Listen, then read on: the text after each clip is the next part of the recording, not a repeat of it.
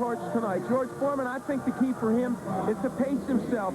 George Foreman, even in his prime, tended to run out of steam. Using combinations may seem ridiculous for George Foreman, but he needs to put his punch. Weight division. Introducing, in the red corner, fighting out of St. Paul, Minnesota, weighing in at 209 pounds, with a professional record of 20 wins, 7 defeats with 9 KOs. Ladies and gentlemen, introducing professional Rocky Sekorski.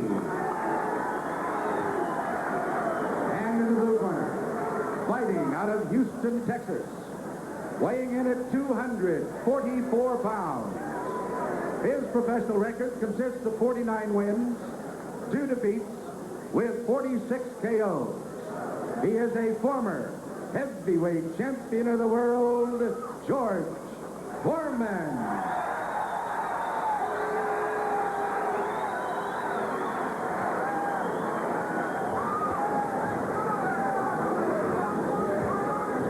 Okay, I spoke to both of you fighters in the dressing room. I want to remind you again to obey my commands at all times. If there's any questions, shake hands, good luck.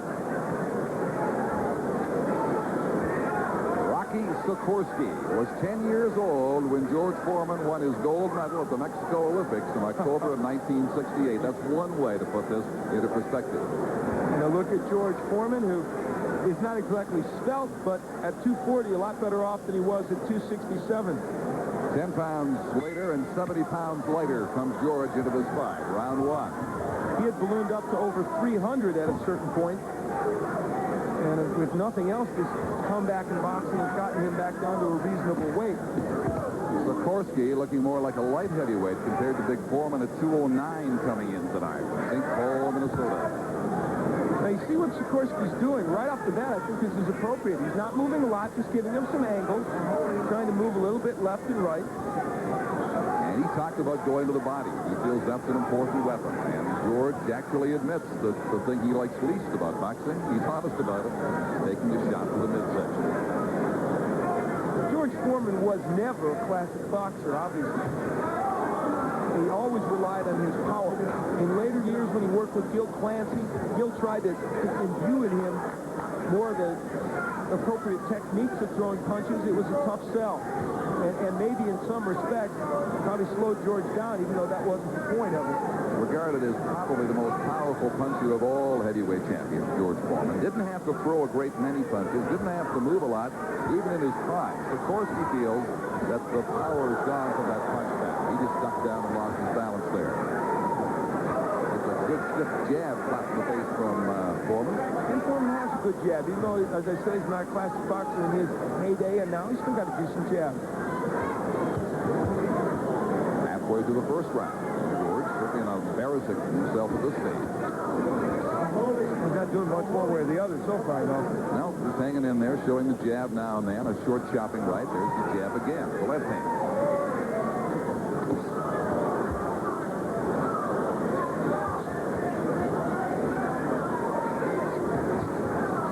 Sekorski trying to get inside and having a devil of a time doing it. Does connect with the uppercut with a minute to go in the round. Mentioned that Sekorski has been 10 rounds with some heavyweights of some meaning. We mentioned Damiani at the outset. Adelson Rodriguez, who went 10 rounds and lost a close decision to him in Brazil. That name should only be important because that's the man that just retired Bone Crusher Smith. Beat him over 10, and Smith retired after that. So Beat Leon Spinks, but well past his prime. yeah, Says now he could beat Leon every day of the week, and he may have a point. questionable what that proves, though. What could he do with George Foreman? Rocky Sekorski's winning round 1. You can decide what that's worth, but he's winning it. 20 seconds to go in it. Certainly the busier of the two. Had a spell there where he couldn't get inside, but has here in the closing 45 seconds to go very well.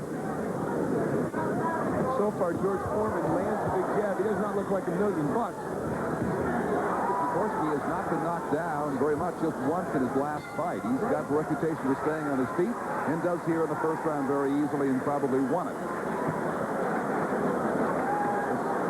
Record crowd here, standing room only. Very curious about this to unfold here, as we have been.